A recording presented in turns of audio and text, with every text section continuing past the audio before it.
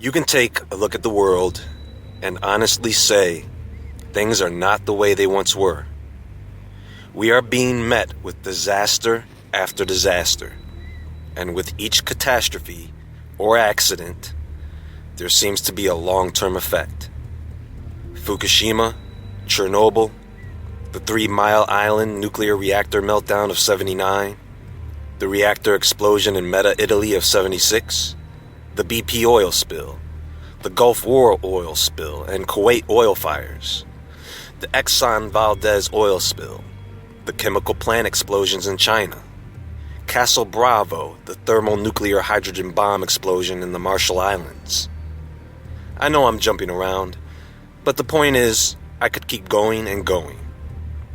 These madmen have been screwing up our planet for a very long time, that it almost seems deliberate. There is an agenda underway, ladies and gentlemen, and I could continue to show you example after example of the lengths these people are willing to go to meet their goal.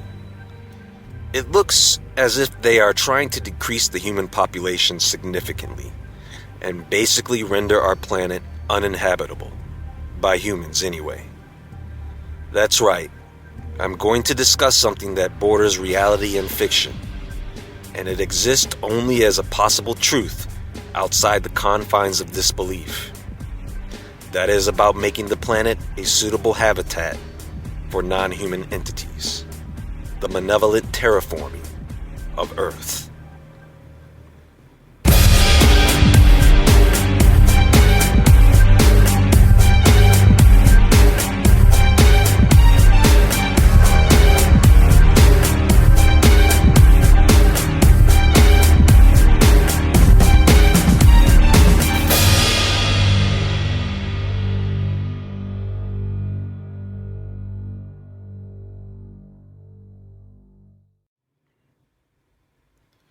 So what I am going to do is to try and paint a picture for you so that you may gain a better understanding of what this is all about. There are theories that suggest that before humans existed, this planet was inhabited by other beings, or it was a dwelling place for interdimensional beings, angels, aliens, demons. At some point, however, the Earth was terraformed, creating an environment that was no longer suitable for these beings to exist as they were. It was made over to suit human beings. But according to ancient texts, some of these beings never left. Instead, they were forced into the shadows. Eventually, this cohabitation led to forbidden knowledge and human-alien hybrids, some refer to as the Nephilim. So at that time, we have had, once again, the terraforming of Earth. This time by humans in cooperation with these malevolent beings who just want to inhabit the Earth as they once did. But some outside force said, nope, not going to happen. And so comes the Great Flood. A reset, a new beginning. Now, if everything that I said is true, then it is now happening again. These dark entities were once again forced into the shadows, in which they now operate and rule from behind the scenes. But they don't want to do that anymore. They want to rule and control us in public. But in order for them to come out, in order for them to come to the surface, they need the right environmental conditions to exist. And that is where the modification or terraforming of Earth comes in. Now, before the 20th century, the human population was kept in control with disease, famine, and war. And the population was estimated to be anywhere between 1 and 3 billion people worldwide. The population steadily increased in the early 1900s, still below 3 billion, and then spiked around the 1940s up until today, where we have an estimated 7.4 billion people on the planet.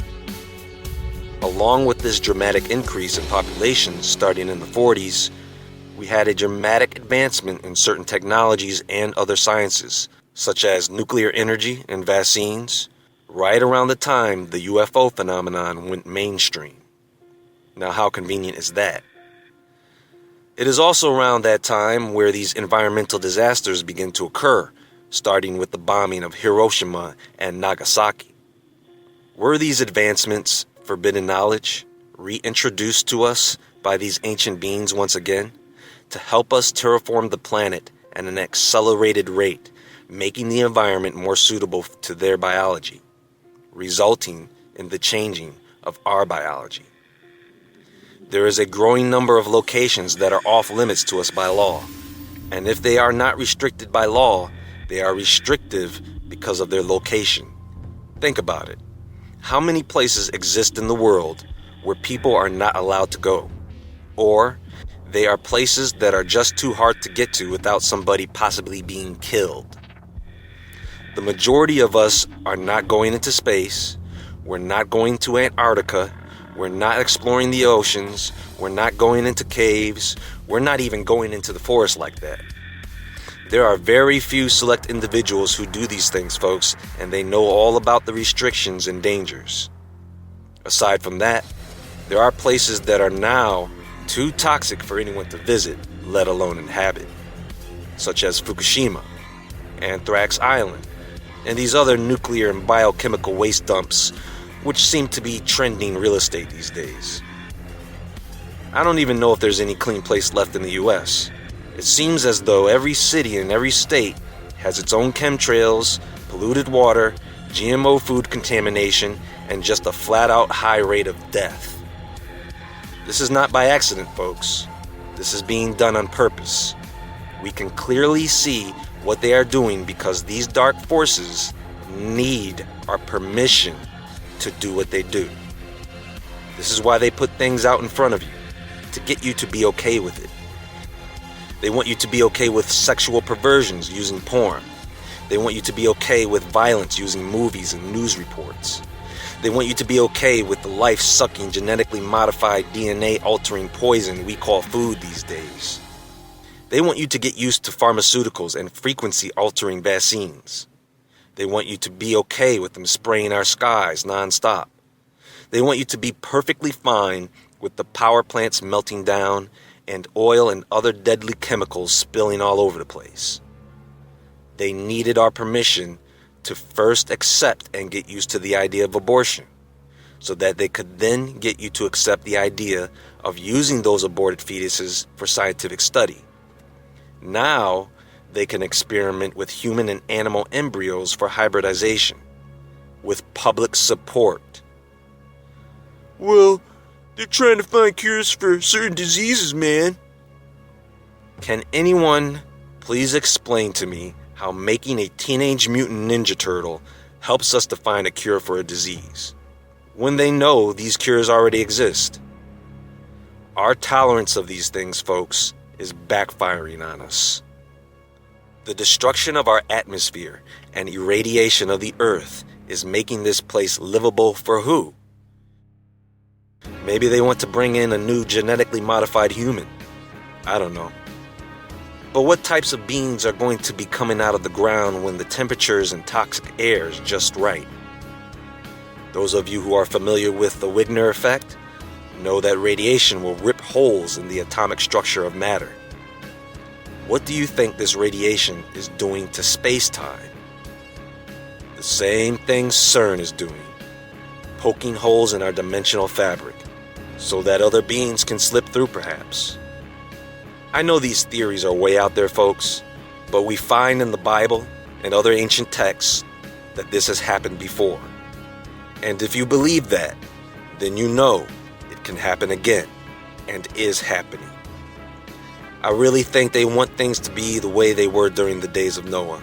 They want monsters and humans to coexist, and when things get really rough, out of the chaos, they're going to want us to look at their selected savior as a resolution. But in the end, they will fail, and these dark forces will once again fall.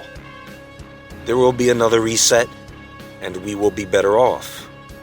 And when the day comes where they try to do this shit again, it'll probably be game over for them.